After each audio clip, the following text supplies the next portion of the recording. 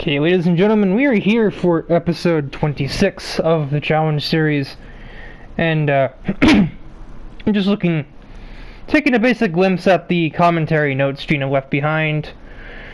Oh boy, this is it's gonna be a glorious mess. I think that's the best way I can possibly explain it. We already had a little bit of controversy before the start of the first race. We'll get into that a little bit as the race goes on. But, yeah, well, go over the details when they're relevant. Let's just, at least make an attempt to get in under the hour episode limit and get into the first race.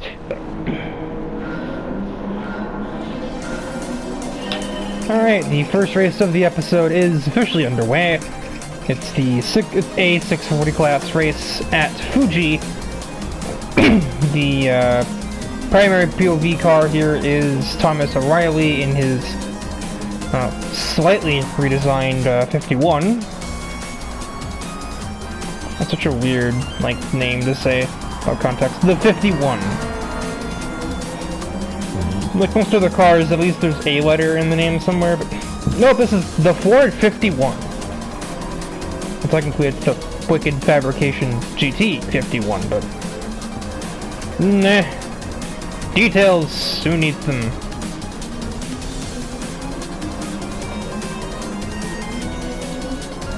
And the controversy that came ahead of this race was actually during this race's warm-up session. It hasn't really been mentioned a whole lot up to this point because really it's pretty much been, there hasn't really been much worth noting in them until this particular occasion. Alright.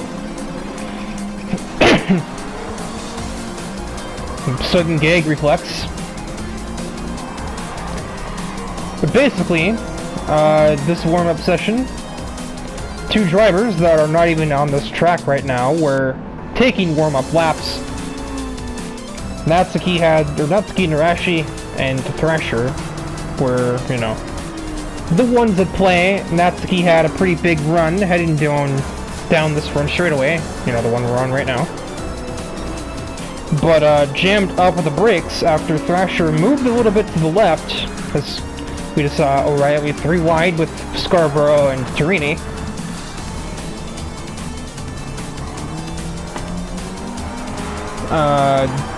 Natsuki, panicked, locked the brakes after Thrasher moved a bit in the braking zone, not expecting her to be braking aggressively in the warm-up practice session. I think I just saw a battle for the lead there. Because Nidori was definitely ahead earlier.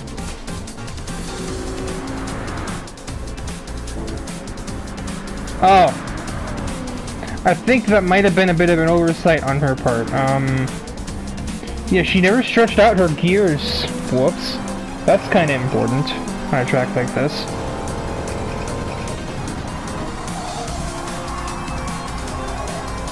See O'Reilly go a bit off the apex. He still made the turn at least.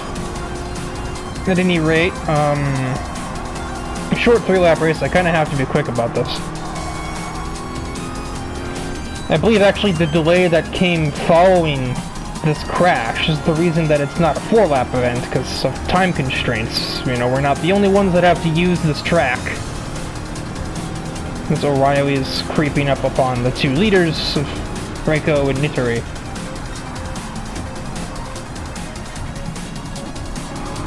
It's a short layout, so we take out that hairpin, which I think is the first time we've used this variation rather than the variation that uses said hairpin. Anyway.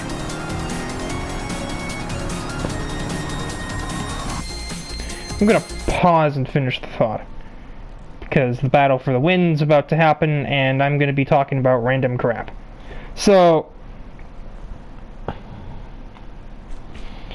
the ensuing collision from Natsuki, or from Thrasher moving a bit in the braking zone, not expecting Natsuki to force that issue. Natsuki deciding to force that issue, and the door being closed on her, thereupon panicking, locking up the brakes, slamming into Thrasher's car, and wrecking both of their vehicles, took them out of the running for the race. From what I understand, the lady Natsuki thinks can be fixed. It's off the camera. It is a blown suspension arm or something. I don't remember the exact term, but basically it's suspension damage, namely in the left side suspension bits. Thrasher's GT350, as expensive as that thing is a write-off. Kinda harkens back to when Barbara totaled her Stingray, and that, in all reality, just like trying to fix such a priceless vehicle would be such a monetary setback that you may as well just save your money and invest it in something else that you can race. So I'm sure Thrasher's already looking at ways to do that, if he isn't already satisfied with this current stable of Mustangs, to which I believe he added, well, no, we already know he added the Mach 40 because that raced last episode. Yeah, he still has the Mach 40, and he still has his regular Mustang, the 2015 model or whatever. I forget the code names. I should be familiar with them by now, but it's like I know SN95, S197, S550. I think I said them in chronological order, but I'll be damned if I can keep them straight. Too many S's. Anyway, and it's not even like it's SN95, SN96, SN97. No, it's SN95, 197, 550. Where'd Ford learn to count? Anyway, time to continue as Nittery just squeezes Thomas off. In the end, a minor setback. Crossover attack. It's about as clean as it gets right there when it comes to those. And the straight line battle for the lead will be easily dominated by Thomas. Nittery really kicking herself. We need to adjust those gear ratios.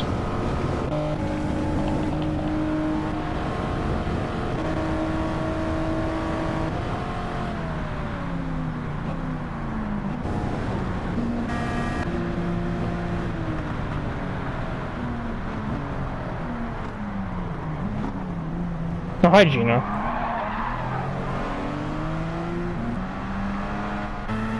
Oh. Gina went in and out of existence, so we'll just ignore that.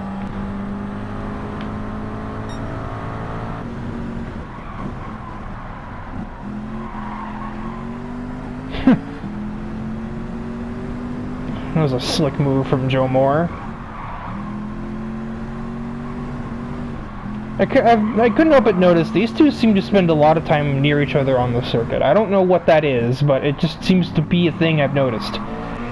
Kingsley and Moore are like always near each other in 640 class racing. Nittery wanted to dive, but Mishima kept that door shut. She may still be able to out-drag her across the line, and that's going to be what Nittery is going to rely on if she is to take second place away.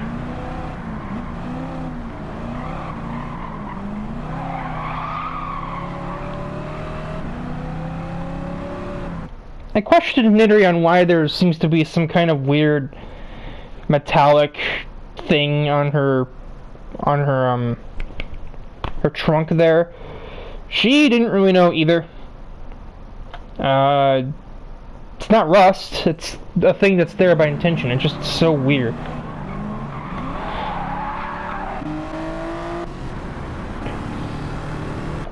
Well, one driver of Black Stallion Motors DNS'd, but the other is going to be grabbing the victory here at Fuji. And Nittery will use the short gear ratios to just barely steal second from Reiko at the line.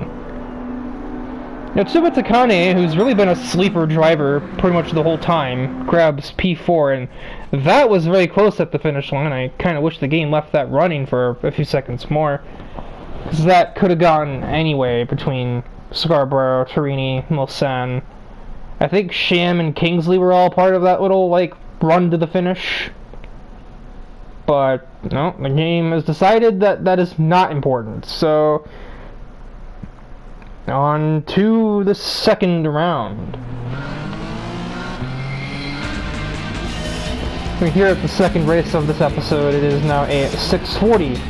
Nope. 680 class race. I'm literally staring at a car that I regulated myself. 680 events at Daytona Road Course. On board currently with Dedrick Schwartz in his TVR. His other car is a TVR Cerbera. I don't know why, I was like fishing for some kind of like catchphrase or one-liner to say after that, and my brain just turned up nothing.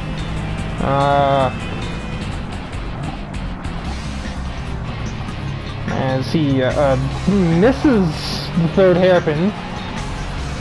No record of the second hairpin. This is the third hairpin.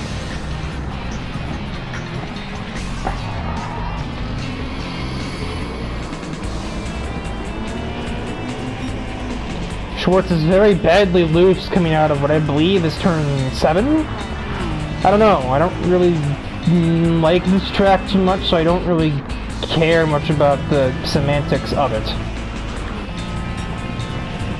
As somewhere there is a blinding sunset as Dedrick gets slightly cut off by the two Mitsubishi drivers ahead of him. One of them tried to stick it down his inside on the exit of the first part of the bus stop. That's just like mechanically improbable, as it would seem. And suddenly the sunlight is gone. Got a bit of gridlock going on, as it seems Taniguchi is the one lacking in any sort of meaningful power in a straight line. At a track like Daytona, there are a few things more important than being able to go fast in a straight line. And by few things, I mean there's basically nothing more important than that, as there's a bit of traffic still.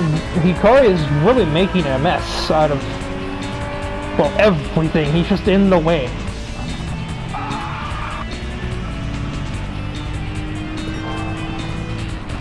While one brother is falling through the order, Akira has made himself quite a comfortable gap over second and third. A gap obviously Schwartz wants to minimize, but he's certainly getting away from Fidenzi at the moment, as far as I can tell, as much as the former is pushing their car out of a lot of these turns.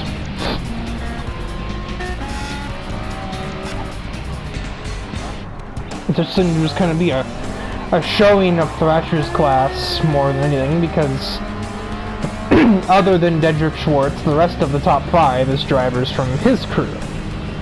Akira, Francesca, Joseph Miller, and Kira, who's now no longer in the top 5 because Lamborghini go brr, are all kind of part of his group. And then Hikari continues to hold up all of the traffic. Any more cars behind you, Hikari? This could legally qualify as a Thomas the Tank Engine episode. Get on with it!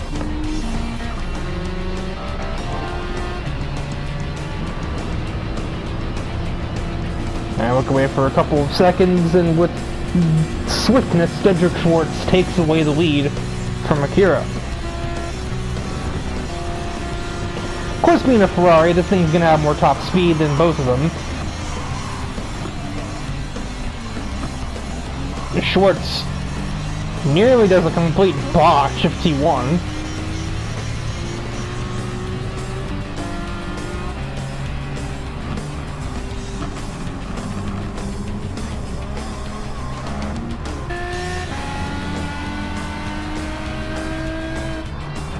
Prisco has disposed of Joseph Miller, and Kira's now all over his taillights, trying to do the same thing.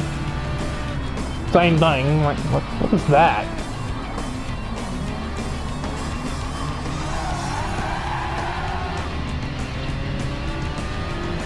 Francesca is pushing the ever-living shit out of this Testarossa.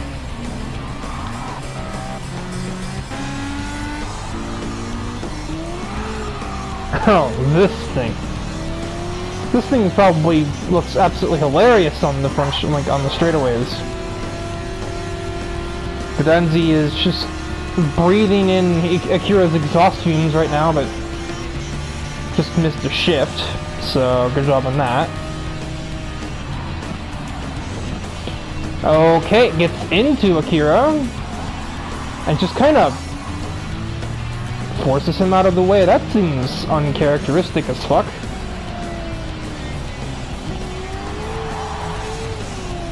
Another thing worth mentioning, it's not the easiest thing to see, but on the rear quarter panels, I wonder if it'd be easier to show on the other side of the car. Hang on. There we go. The sixth driver that is on Black Stallion Motorsports is in fact Brandt. So it's the full roster is Thrasher, John Garrison, Axel Valentine, Siegfried Brandt, Thomas O'Reilly, and Riley Blanchard. 2 Corvettes, 2 Mustangs, a Cobra, and this thing. And I had to pause because, and in the meantime, here comes Dietrich Schwartz. He will take the victory at Daytona.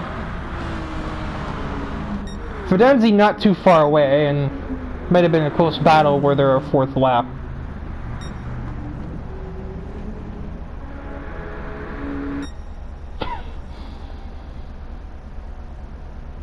I almost wish I'd put the camera on Brandt for at least one straightaway, just to see what that car would do.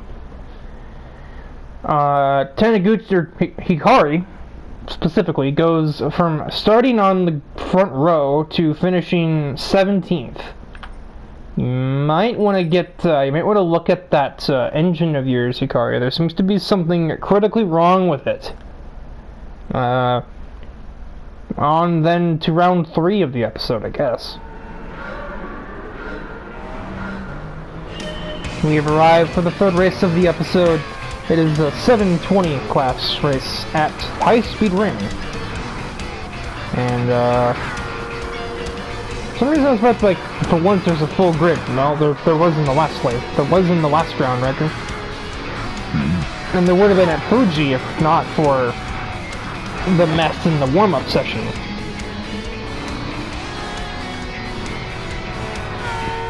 Really, the only classes that struggle with full grids are the 500 and the 760 classes. Because, well, the 500 class doesn't even have a full grid's worth of cars in it. The 760 barely has more than that. It's got exactly 22 cars, so 3 drivers can't run that week, then we don't have a full grid. You know, basic math and all that is Natsuki Narashi, one of the sort of proprietors of, I don't even know if that's a word that should be used there. One of the people involved in the warm-up session wreck is the driver of Focus here at High Speed Ring. I heard some interesting exchanges between the pair of them in the runoff area when they both exited their stricken vehicles, so I'm vaguely curious to see what comes from these two, as they're in the same race. Thrasher's just a few places ahead.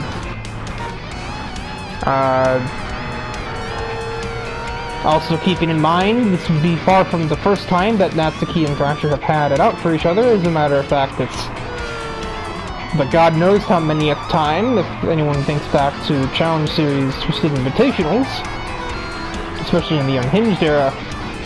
These two had a long-standing rivalry that seemed like it would just never end. And they both barely managed to just kind of say, hey, why don't we just agree that whatever happens in Unhinged stays in Unhinged? Let's not let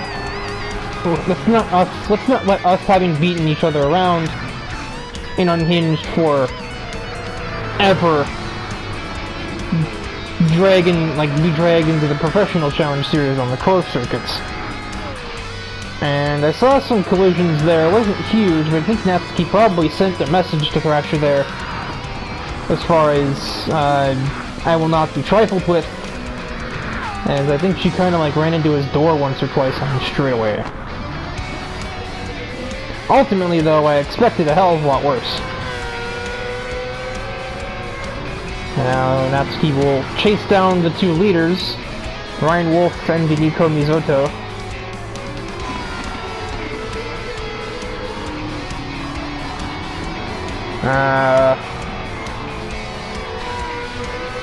Let's trail off right there. And can we just have Ryan Stevens, and then it's the Black Stallion Motorsports entourage behind them. Thrasher followed by his two teammates, Riley and O'Reilly. Oh, right. Oh, God! Jesus! Right, I forgot who Mizoto was for a second. I forgot we were dealing with, that person. Yeah, Natsuki's kind of female. Okay, yeah. My brain totally turned off on that. So, yeah, boy. The, Italy's fastest misogynist claims yet another wrecked car. And the hazards are on, which means that her RX-7 is not going anywhere after that one. And because it is parked on the racetrack, we are going to need a red flag.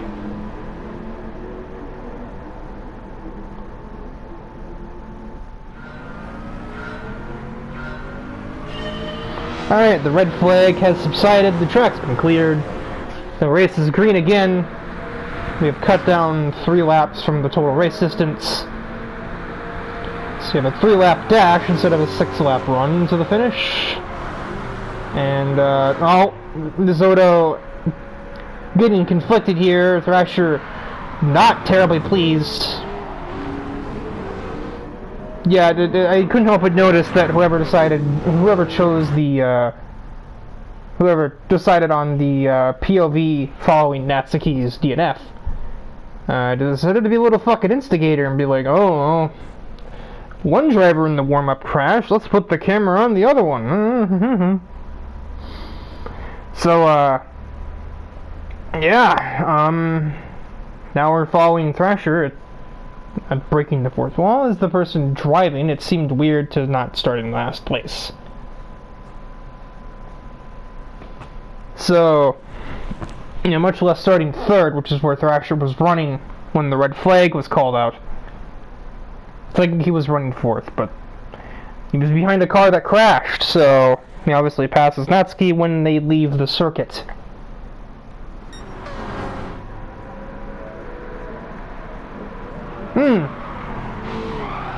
Uh-oh! Ooh! Oh my god, he got some hang time off that. It's a major hit for a guy that honestly totally deserves it. Uppercut!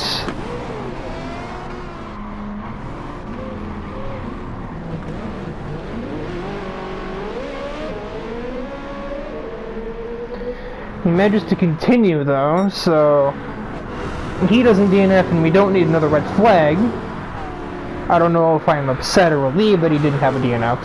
On one hand, it means we get to actually have a race, but on the other hand, it means I can't point and laugh at him because he's DNF'd another race. Whoa. Thrasher seems to be dealing with some suspension damage at the moment, following the impact. I mean, I guess it makes sense. Oh, that's a wall. Oh, what do you know? That fixed it. He knocked the suspension back the other way, and now the car's driving straight.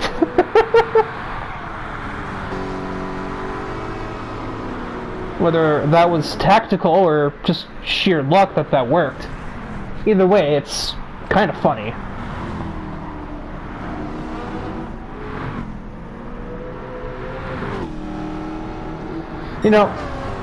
I find it hilarious.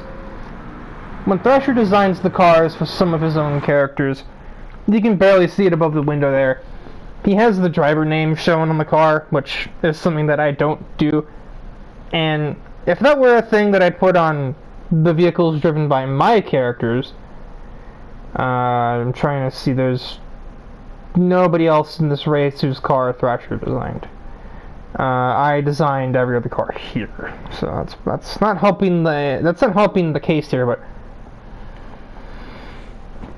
if that were a thing on, say if I did that for Riley's car when I redesigned it for when she joined Thrasher's team, if I put that driver name on that car right now, it would actually show our Blanchard on the side of the car, not my username.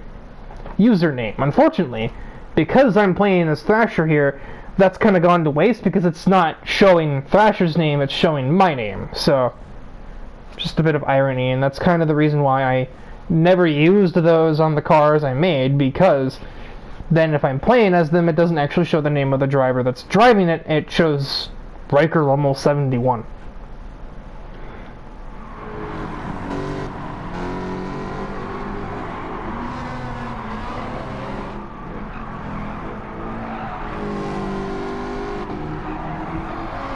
Thrasher has a brief battle with his one of his teammates,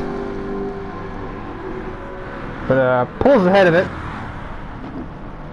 and now he will go after Ryan Wolf, which, looking at the run he just got out of this last turn, he didn't have to go all that far, and he's already made the pass.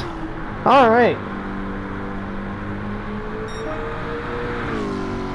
You really wouldn't think this car was involved in a, 100-something mile an hour collision just for a minute, or not even 4, 2 minutes ago. But I can assure you that it was. 200 into the braking zone for turn 2. Holy shit. In case it wasn't obvious that this thing borrowed the engine from the Ford GT, there you go.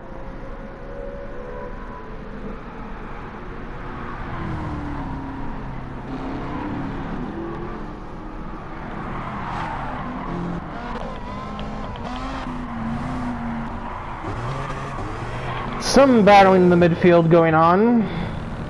Probably just because that's sort of the thing that happens when it's only a 3-lap race. You don't have long to get into your, go through the motions, I suppose.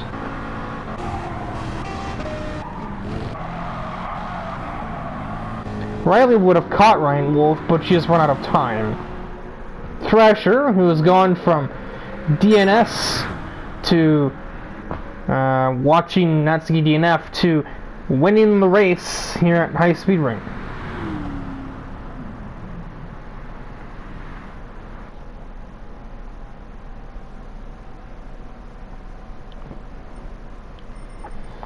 Nisotto recovers to 15th following the shunt that I honestly really feel like should have made him DNF. I don't really know what that F430 is made out of, but it just kind of didn't. Like 90... Actually, how fast would they have been going? Probably like 100, 110. 110 mile an hour shunt into the wall. Enough force to send the car upwards like it just got hit by a tiger uppercut. And the car drove off little to no issues. Damn it. We're green from the 4th race in the episode, and sometimes we wish we didn't have this camera car starts, or last place cars camera car ruling. Because now they gotta put the camera on Nico Mizotto's F8, and I mean, it's a nice looking car. It's, unfortunately, it doesn't look nearly as nice as its driver does.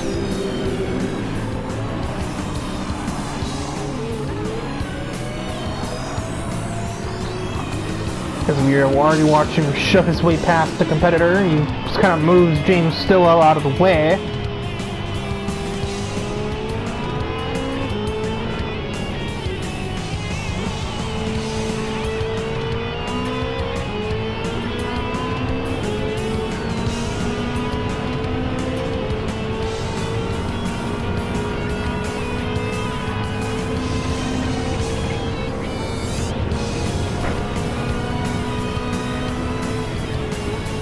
.200 down the back straightaway.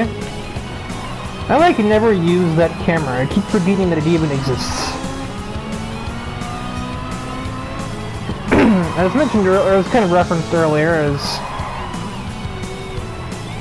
I see dust coming up there, and I see Mizoto moving Ayase out of the way, because of course he is. What else would he be doing?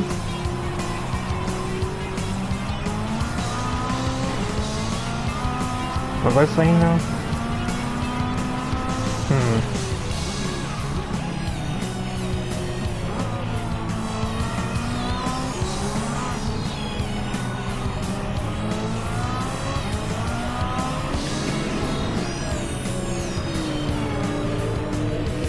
Oh, as I mentioned earlier, as they go 3 wide, splitting the difference with Travis Wild.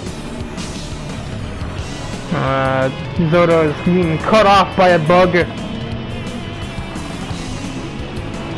twice. Shockingly, he doesn't decide to retaliate, but he almost spins out on Isa. And Rise goes back down the inside. Mizoto panics in noticing this. And yep, that's about what I expected. See you later. Thud.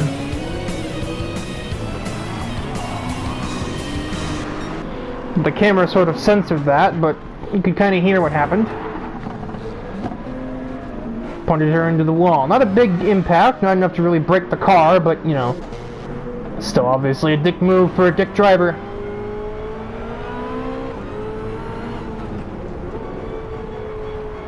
Oh. Yeah, as kind of alluded to earlier, as Eric Nero puts Wayne in the wall, the 760 category sometimes struggles to make a full grid because it only has 22 vehicles in it, and so as such this race has only 16 cars in it.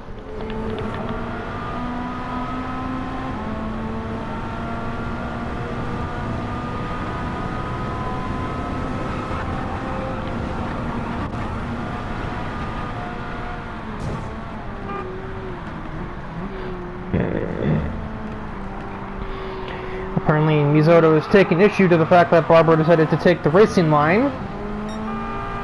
She then kind of lost control into him. Good one, buddy. Good one.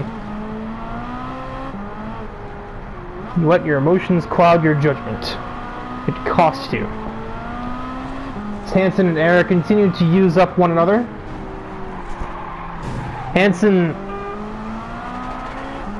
Buddy, that's like the easiest thing to drive in this entire game. How are you having problems controlling that Murcielago?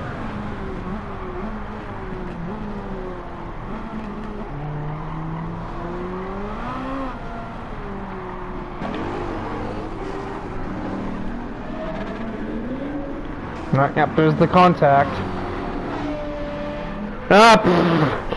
Now, Barbara's not having your shit today, Nico. Tag! Oh!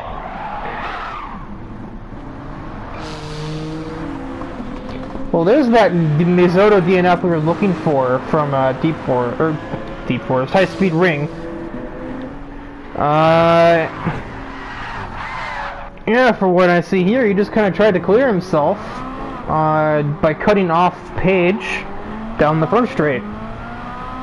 Barbara wasn't going to just back out of that or slow down for him. So he gets a little unstable and dies. 2 spins. Smacked by Eric, who didn't really look like he was making much of an effort to slow down.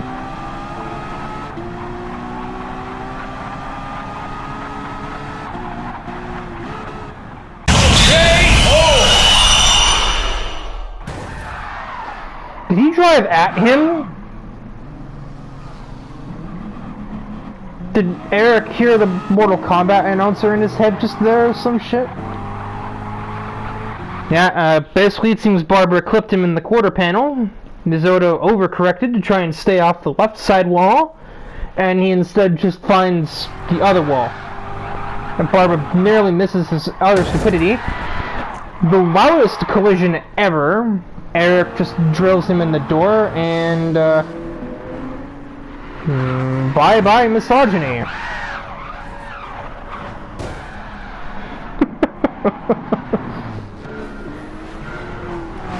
Alright, a couple minutes later, the red flag has been removed We're back green at Trail Mountain, and now the camera is placed on Eric's car after he had to pit to fix his vehicle after driving straight into the car of Misoto. From what he told me in the pit lane is we were sort of in the red flag state. He mentions that he actually did that completely on purpose. So, another driver that's hell-bent on taking Misoto out of the competition altogether.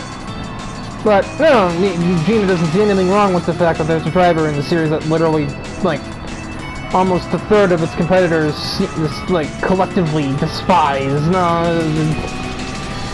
No problems here. No, absolutely nothing wrong.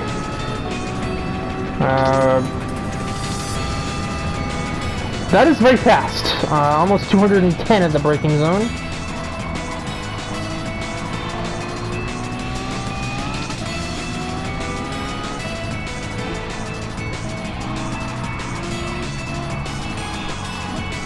Yes, so he fixed his car, had to start from last. And now he's attempting to make a miracle drive in just 2 laps and like methodically claw his way back in towards the front. He was never in the front to begin with, ironically. He started in the back and stayed there until he ran into Misoto.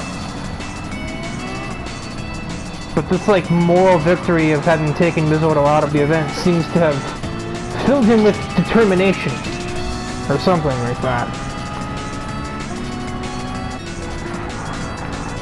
Meanwhile, it is myself versus Pacific Spirit at the top 3, as Eric now joins that party. Ice nearly lost out of 2. Eric takes advantage. Gets to my left in the tunnel. This is a bizarre corner to pass that, because the exit of the corner is just bizarre to keep traction in. Eric managed just fine though. I almost don't manage. I think I heard behind the camera I nearly lost control out of that corner.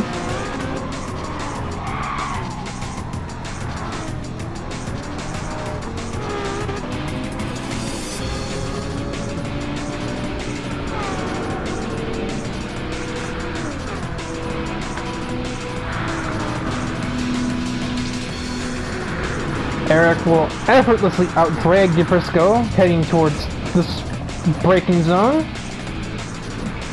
And just like that, he's gone up 14 places in less than 2 laps.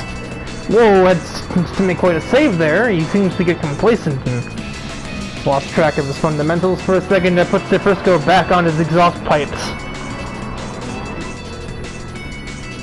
But I don't think Gwozdowski is terribly fazed by that.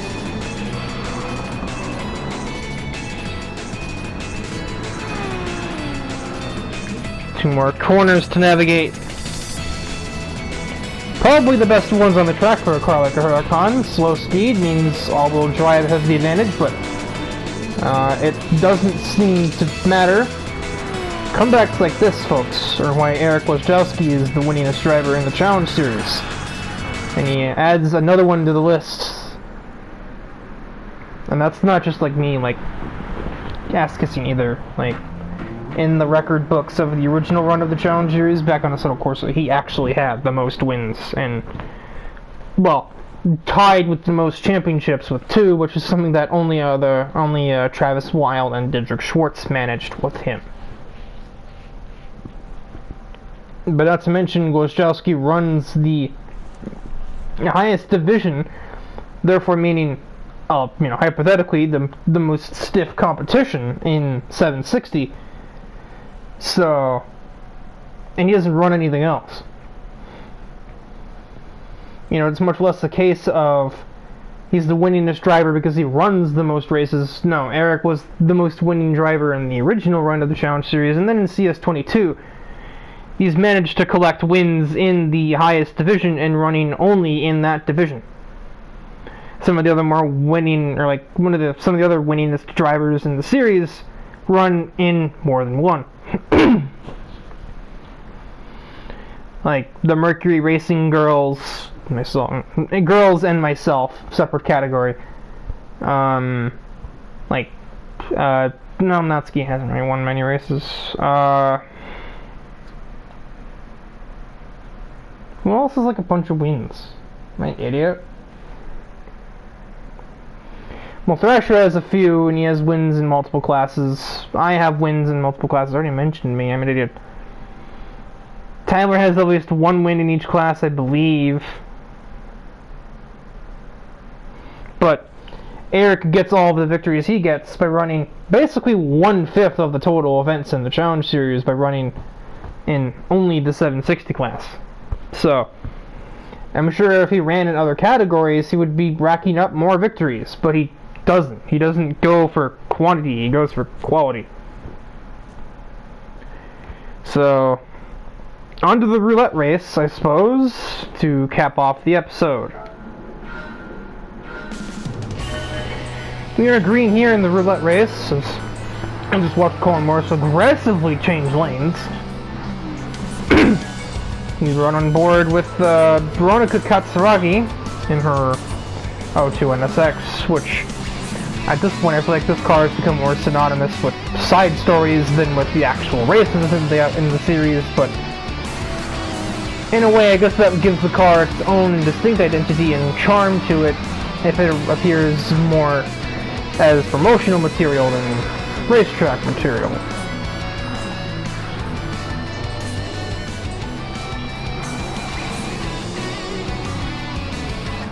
Morris didn't give Katsuragi any real estate entering the dockyard section. That forced her to kind of move him up the track a lane or two.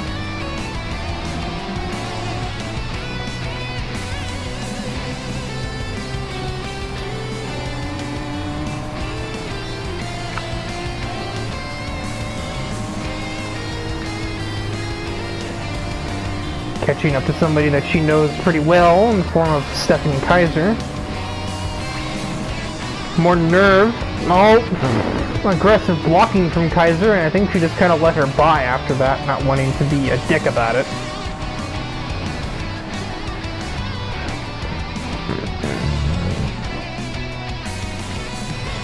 Now she's catching somebody else she knows really well. And that would be Thrasher. Since, you know, that he's kind of the reason that she was invited here in the first place. Not the reason she's here, but the reason she got an invitation because of Thrasher's recommendation.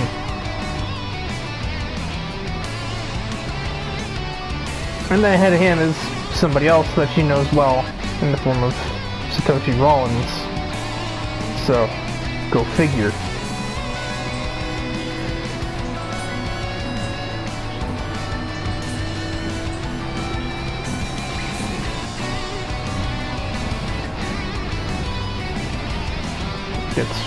It just barely gets the Thrashers outside. Interesting.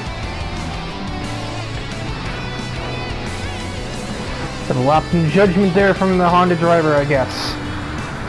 As now she's being blocked by Thrasher. She's unstable, but she manages to keep the car pointed in the correct direction. And gets two cars at one straightaway. And now it looks like it's shaping up to be an NSX battle. with with Honoka leading, and then Alice Carson in second, followed by, you know, obviously Veronica. It's going to be interesting to see, you know, who is the superior NSX, whose VTEC kicks in better. That doesn't even work. This system doesn't even have VTEC, I don't think. But never mind that. That's the details. Who needs them, right?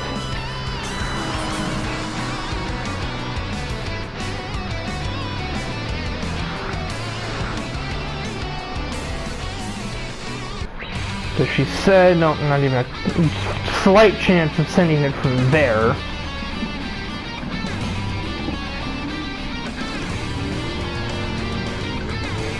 A little bit unstable for Thrasher. Nico started a good ways in the back in her 720 Viper. I looked up and down the whole starting grid and I couldn't even notice there's not a single car in 760 here. there's like a lot of cars in 720. Like I think 5. Yeah, 5. But none from 760. Branch just slowly picking his way through traffic. I mean, this car is pretty much an honorary 720 class. It's classified as 680, but like, you look at this and you try and tell me that this is not 720. This is like 840 top speed right here. But, you know, it's balanced by like 520 brakes. The 520 class doesn't even exist. Then again, it was the 840 class, so that's beside the point. And these two seem bound together. It's going to be another Tokyo rematch between Veronica and Honoka on the streets of the Tokyo Expressway. But this time, it's actually in the Challenge Series, not in a random encounter on the Expressway during the off-season. There's a mini-story written about that, because I was there, so... a bit of a drag race into the tunnel between the two. Honoka takes it conservatively, Veronica takes it at full tilt, and the risk pays off, netting her the lead.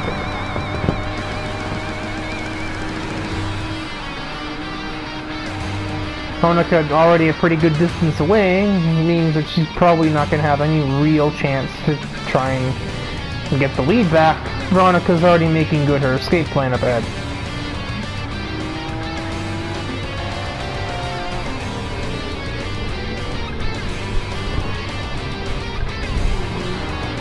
And here's Brant.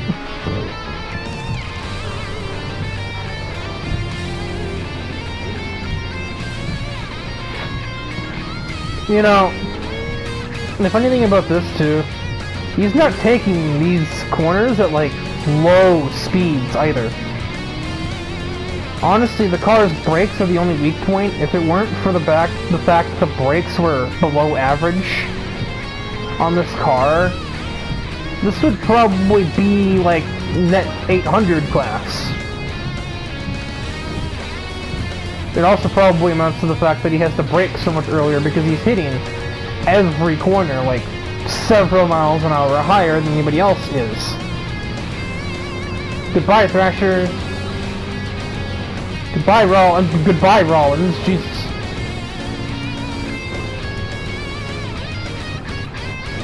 And stop. The Rollins got back up to his rear bumper just from, you know, having better braking. Just kind of moves Brent out of the way.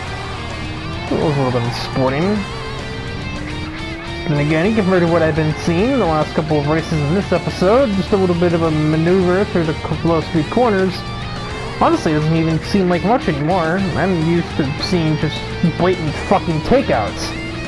And I give him a little bit of a door to remind him, hey, that's not what I enjoy. And gets on with his day at supersonic speeds.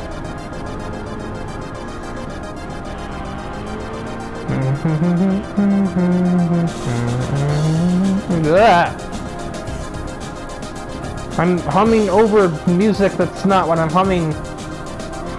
What? That made a little more sense in my head.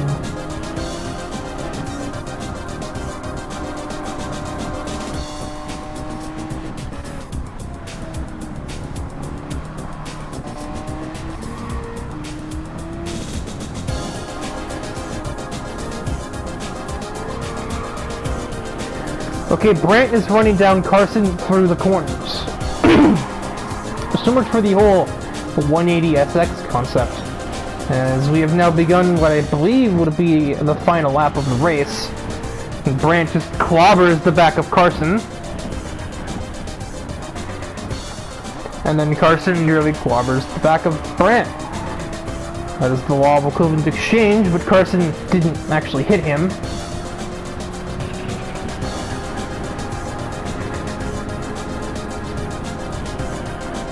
Oh yeah, 220 miles an hour into a corner where the very fastest cars might be hitting 180.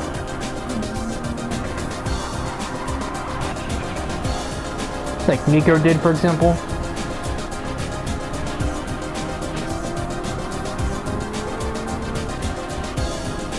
We're gonna have a battle for second between a car that's in the 680 class and a car that's not. And goodbye. This is just stupid to me. Like,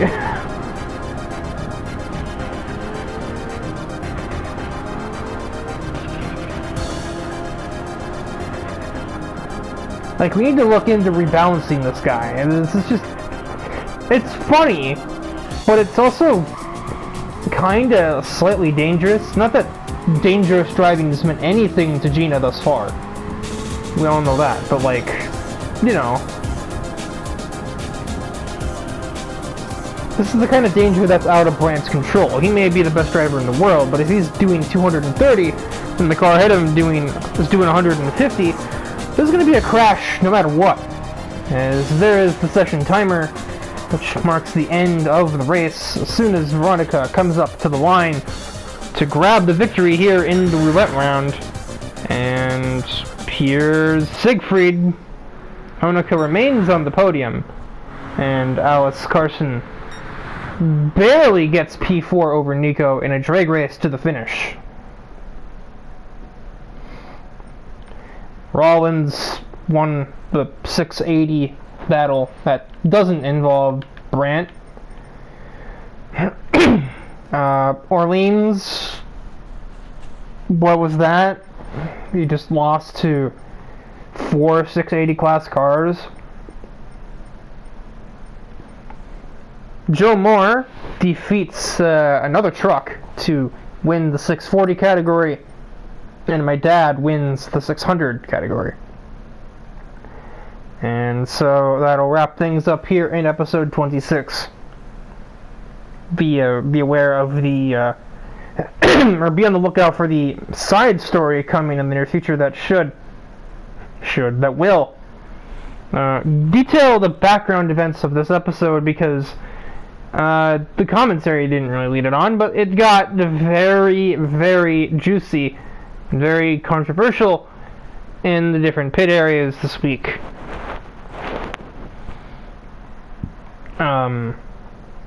It was a mess. We'll just say that.